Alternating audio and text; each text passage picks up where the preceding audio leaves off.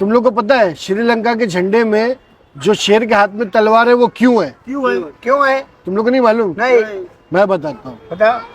आज से 200 साल पहले श्रीलंका के एक राजा को ना शादी करने का था। अच्छा। हाँ, तो उसने अपने वजीर से कहा कि मुझे दुनिया की सबसे खूबसूरत लड़की से शादी करनी है।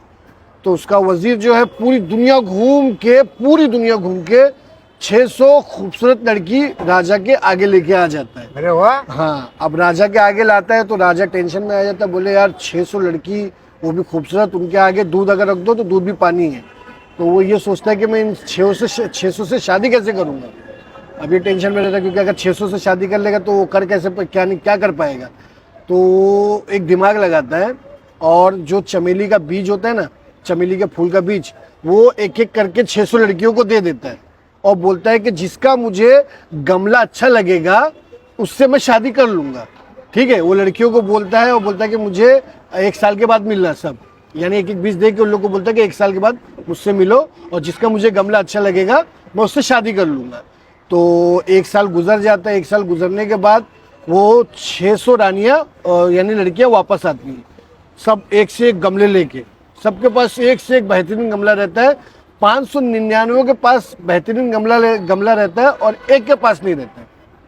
तो अब राजा सोचता है कि यार ये 599 के पास तो गमले हैं अच्छे अच्छे, ये एक के पास क्यों नहीं है। तो राजा उसके पास जाता है और पूछता है कि भैया सबने तो गमला लाया, तुम गमला क्यों नहीं लाए।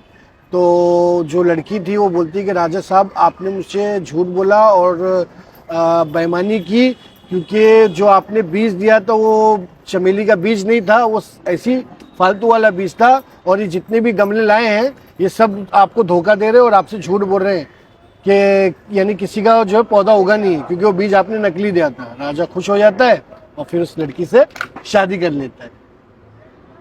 और रही बात वो श्रीलंका के झंडे की जिसमें शेर तलवार लेके खड़ा है, वो मेरे को खुद भी नहीं मालूम कि क्या है।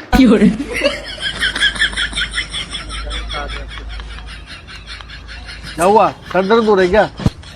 ओए, सर दर्द हो रहा है क्या हुआ? इतना टाइम के बाद में बोलता है मालूम नहीं।